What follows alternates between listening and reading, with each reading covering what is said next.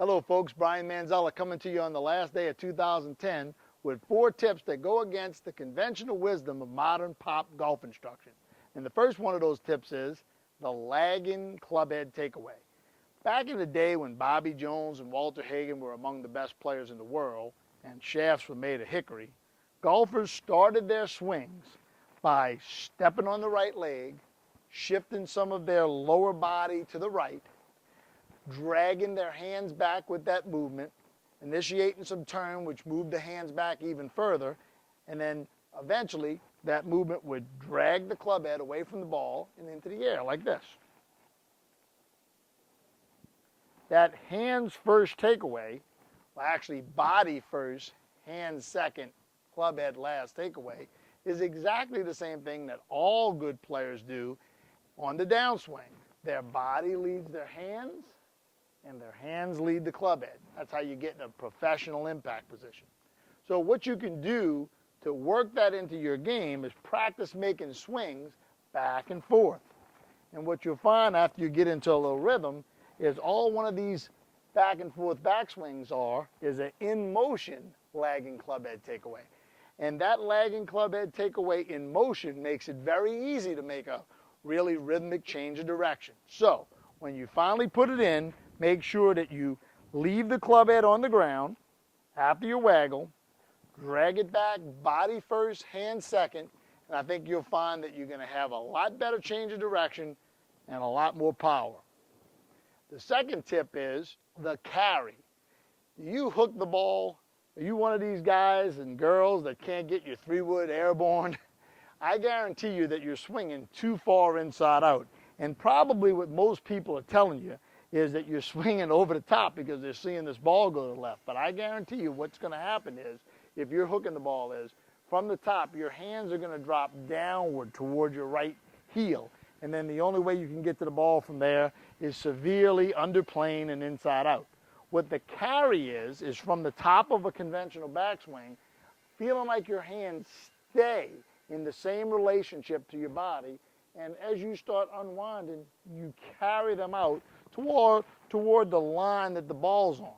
So as you carry your hands out and then go to the ball, what you'll find is your path is going to be a lot straighter, and so is your ball. And the way to incorporate that into your swing is with the hurdle drill. All you need to do is make a backswing, hold the club at the top, turn way forward of the ball, and then swing. Once you've made a couple of hurdles with a large carry, making just enough carry to get the club to come down much straighter into the ball will be a lot easier on you. The third tip is, on pitch shots, the modern wisdom is that what you should do on a pitch shot is you should keep your left wrist flat and your right wrist bent and wind up really with the butt of the club very far from your belt line. What I would suggest you try to do is, with similar motion and similar downward contact, keep the butt of the club really close to your belt line. The best players in the world do this for lots of reasons. One, it gives you a little flatter angle of descent and you have less chance of catching the ground with the front edge of the club.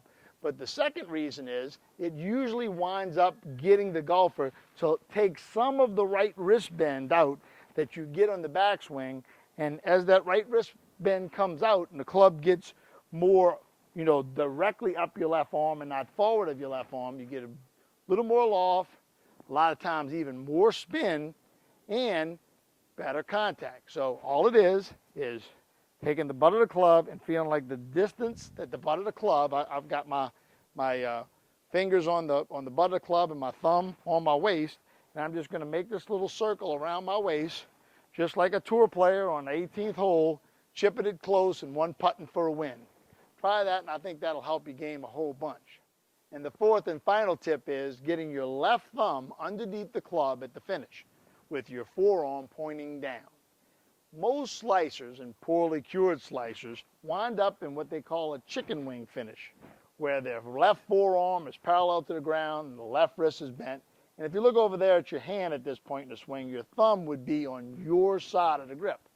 This is what I call under the grip right here. Now the way to get there is you're going to need more far left arm rotation, which is going to put the arm in the downward position, and you're going to have to keep your left wrist flatter, because the more you bend your left wrist through the ball, the more you flip the club head past your hands, the more you're going to wind up with that thumb on your side of the grip.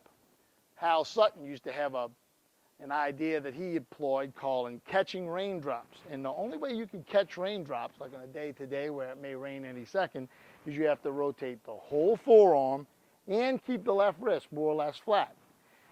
You don't have to go all the way to palm up, but as you go toward palm up, your elbow will be more down, then your forearm will be more down, the butt of the club will point more toward the target, your left wrist will be flatter, and your thumb will be under, and your shots will be much more solid, and they won't slice anymore.